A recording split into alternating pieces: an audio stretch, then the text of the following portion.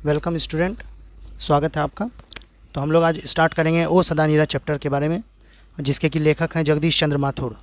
तो 6 अध्याय तक हम लोगों ने कर लिया है। इससे पहले 2 वीडियो आई है जिसमें 6 अध्याय के लेखक का परिचय और 6ठा अध्याय का एक लेख और एक पत्र का वर्णन मैंने किया। और उसके बाद दूसरी जो वीडियो आई थी उसमें हम लोगों ने 4, 5 और 6 अध्याय में जितने ऑब्जेक्टिव क्वेश्चन पूछे गए हैं उसका अध्ययन किया था 2016 से 2022 तक में। तो आज हम लोग करेंगे 7वां अध्याय जगदीश चंद्र माथुर। तो पहला वीडियो का ये पार्ट होगा जिसमें मैं लेखक का परिचय दूंगा और आपको जो जो बोलूँगा अंडरलाइन करना है आप उसको अंडरलाइन करेंगे और उसको ऑब्जेक्टिव बना के अपने कॉपी में लिखेंगे 1 लाइनर आंसर के रूप में। तो आपको मैं जगदीश चंद्र माथुर का पहले परिचय दूंगा इस वीडियो में। वीडियो अच्छी लगे तो वीडियो को लाइक ज़रूर करें। आपके बुक में टोटल 13 चैप्टर है जिसमें से ये 7वां चैप्टर अभी चल रहा है। जब पूरा कहानी ख़त्म हो जाएगा, कहानी, निबंध, विधा, एकांकी जो जितना भी गद्य भाग में है, तो उसके बाद हम लोग कविता की तरफ अग्रसर होंगे। तो जगदीश चंद्र माथुर के बारे में हम लोग देखते हैं। यहाँ से आपको अंडरलाइन करना है। जगदीश चंद्र माथुर का जन्म 16 जुलाई 1917 को हुआ था शाहजहाँपुर, उत्तर प्रदेश में। तो उत्तर प्रदेश में शाहजहाँपुर एक डिस्ट्रिक्ट है। स्टेट के अंदर डिस्ट्रिक्ट होते हैं। तो उत्तर प्रदेश तो राज्य है। राज्य में कहाँ पे? शाहजहाँपुर में। जो जैसे कि बिहार में भागलपुर है, तो भागलपुर बिहार का डिस्ट्रिक्ट है। तो ये शाहजहाँपुर उसी तरह उत्तर प्रदेश का डिस्ट्रिक्ट है। तो इनका जन्म 16 जुलाई 1917 को शाहजहाँपुर, उत्तर प्रदेश में। जन्म आपको याद रखना है, मैंने पहले भी याद करवा दिया है। निधन 14 मई 1978 में। निधन आप याद कर लेंगे। उसके बाद आपको अंडरलाइन करते जाना है जहाँ जहाँ मैं बोलूँ। जन्म स्थान भी अंडरलाइन करना है। इनकी शिक्षा पूरा अंडरलाइन करना है।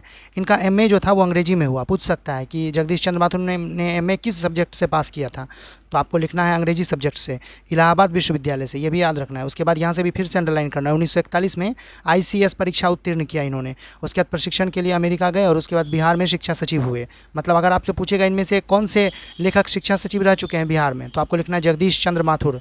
याद रखना ये सब चीज़, क्वेश्चन कहीं से भी पूछ रहा है। अब यहाँ कार्य देखते हैं। सन 1944 में बिहार के सुप्रसिद्ध सांस्कृतिक उत्सव वैशाली महोत्सव का बीजारोपण किया। अंडरलाइन करिए यहाँ से, 1944 में वैशाली महोत्सव का बीजारोपण किया। ऑल इंडिया रेडियो में महानिदेशक रहे। ऑल इंडिया रेडियो में ये महानिदेशक भी रहे हैं, आपको याद रखना है, इसको अंडरलाइन करना है। फिर सूचना और प्रसारण मंत्रालय में हिंदी सलाहकार के पद पर भी कार्य किया, यहाँ भी अंडरलाइन करना है। और ऑब्जेक्टिव जो मैं क्वेश्चन आपको दूंगा सारा चैप्टर खत्म होने के बाद, उसमें भी बहुत सारा क्वेश्चन आपको अंडरलाइन से ही मिलेगा। हार्वर्ड विश्वविद्यालय के विजिटिंग फेलो रहने के अतिरिक्त अन्य अनेक महत्वपूर्ण कार्यों से जुड़े थे। तो हार्वर्ड विश्वविद्यालय में विजिटिंग फेलो रह चुके थे, तो यहाँ से आपको अंडरलाइन करना है विजिटिंग फेलो तक हार्वर्ड विश्वविद्यालय में। सम्मान इनको क्या क्या मिला?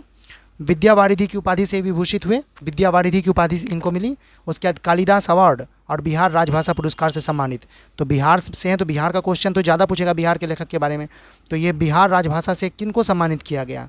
तो इनको जगदीश चंद्र माथुर को सम्मानित किया गया। आपको ऐसे लिखना है आंसर में। अब देखते हैं आगे इनका सम्मान। आपको ये पूरा जिनका मैंने बोला अंडरलाइन आपको कर लेना है। कृतियाँ देखते हैं। 1936 में प्रथम एकांकी मेरी बांसुरी का मंचन हुआ सरस्वती में प्रकाशन। 5 एकांकी नाटकों का संग्रह भोर का तारा 1946 में प्रकाशित। यहाँ पर आपको करना है भोर का तारा 1946 में प्रकाशित, यहाँ से अंडरलाइन करना है। जो कि मेरी बांसुरी 1936 में, ये भी आपको अंडरलाइन कर लेना है, जगदीश चंद्र माथुर ने लिखा। उसके बाद ओ मेरे सपने 1950 में आई थी। मेरे श्रेष्ठ रंग एकांकी। उसके बाद कोणार्क 1951 में। उसके बाद बंदी 1954 में। शारदिया 1959 में। पहला राजा 1969 में। दशरथ नंदन 1974 में। कुंवर सिंह की टेक 1954 और गगन सवारी 1958 के अलावा 2 कठपुतली नाटक भी लिखे। 10 तस्वीर पूरा अंडरलाइन करना। ये सब जितना नाटक इन्होंने लिखा सारा आपको याद रहना चाहिए। मैं ऑब्जेक्टिव भी दूंगा। ऑब्जेक्टिव क्वेश्चन तो एक एक करके याद करेंगे तो ज़्यादा हो जाएगा। वैसे तो क्वेश्चन बहुत ज़्यादा बन रहा है, लेकिन आप एक दिन में कम से कम 25 क्वेश्चन ऑब्जेक्टिव का याद कर तो सकते हैं। तो 25-25 क्वेश्चन करके लेखक की कृतियाँ जो भी मैं बोल रहा हूँ उसको अंडरलाइन क्वेश्चन बना के आप लिखेंगे। अब कैसे लिखेंगे मैं बता देता हूँ। जैसे कि आप पूछेंगे, अपने कॉपी में लिखेंगे ओ मेरे सपने, या फिर आप लिखेंगे जगदीश चंद्र माथुर ओ मेरे सपने किन की कृति है, तो आप लिखेंगे खुद से ही जगदीश चंद्र माथुर की। या अगर आप अंडरलाइन करके याद कर सकते हैं तो आप अंडरलाइन करके याद कर लेंगे। 10 तस्वीरें और जिन्होंने जीना सिखाई। जिन्होंने जीना सीखा और 10 तस्वीरें। इनके रेखा चित्र हैं। रेखा चित्र मतलब चित्र बना के उसके बारे में कुछ लिखना। परंपराशील नाट्य 1960 में आई थी। उनकी समीक्षा दृष्टि का परिचायक है। तो ये तो इंपॉर्टेंट नहीं है, मैं जहाँ तक बोला वहीं तक है। बहुजन संप्रेषण के माध्यम जनसंचार पर विशिष्ट पुस्तक और बोलते क्षण निबंध संग्रह है। तो बहुजन संप्रेषण के माध्यम को आपको अंडरलाइन करना है। ये पूछा भी गया एग्जाम में। अब मुझे ईयर नहीं पता, जब हम लोग देखेंगे तो उसमें 3 चैप्टर खत्म होने के बाद टोटल 7, 8 और 9 जब खत्म हो जाएगा तो हम लोग देखेंगे बहुजन संप्रेषण के माध्यम वाला। अब हम इनका वर्णन देखते हैं थोड़ा। जगदीश चंद्र माथुर एक प्रतिभाशाली लेखक, नाटककार, संस्कृति कर्मी एवं प्रशासक थे। उनका कार्यक्षेत्र बिहार था और वे साहित्य संस्कृति के संसार में बिहार की विशिष्ट प्रतिभा के रूप में जाने जाते थे। इतिहास, संस्कृति, परंपरा और लोक वार्ता की भूमिका उनके दृष्टिकोण के निर्माण में आधारभूत थी। नाटक और उसके बहुविध शास्त्रीय एवं लोकरूप हमेशा उनके आकर्षण के केंद्र में रहे। उनके नाट्य लेखन में रंगमंच की कल्पनाशील सक्रिय चेतना समाहित थी। इसका प्रमाण उनकी छोटी बड़ी तमाम नाट्य कृतियाँ जो मंचन और अभिनेता की दृष्टि से सफल मानी जाती है। अभिनेता मतलब जो नाटक में अभिनय करे, जो मंच पर जो नाटक में अभिनय करे उसको अभिनेता बोलते हैं।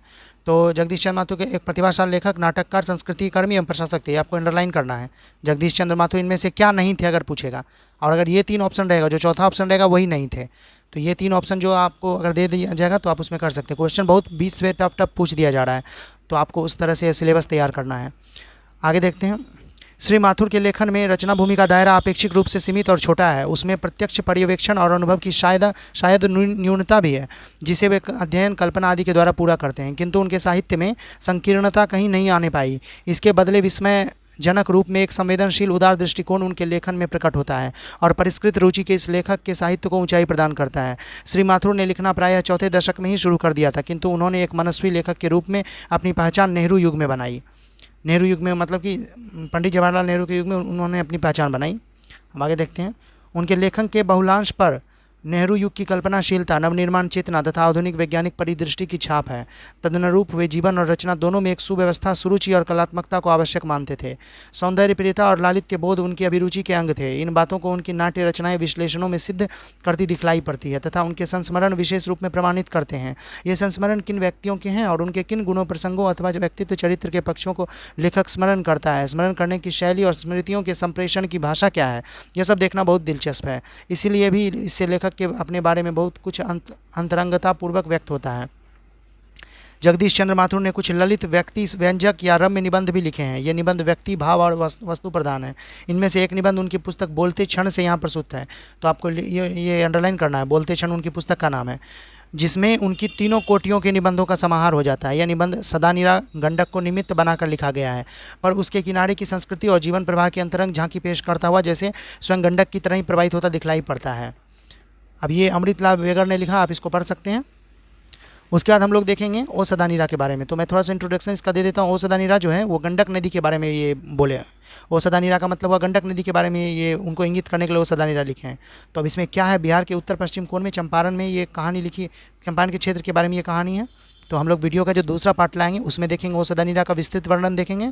आप भी आराम से अपना सारा काम कंप्लीट करके बुक लेके बैठेंगे और एक ही बार में जो वीडियो में मैं बोलूँगा एक ही बार में आप अंडरलाइन करेंगे और मेरे साथ ही पढ़ के आप भी उठेंगे और समझेंगे साथ साथ।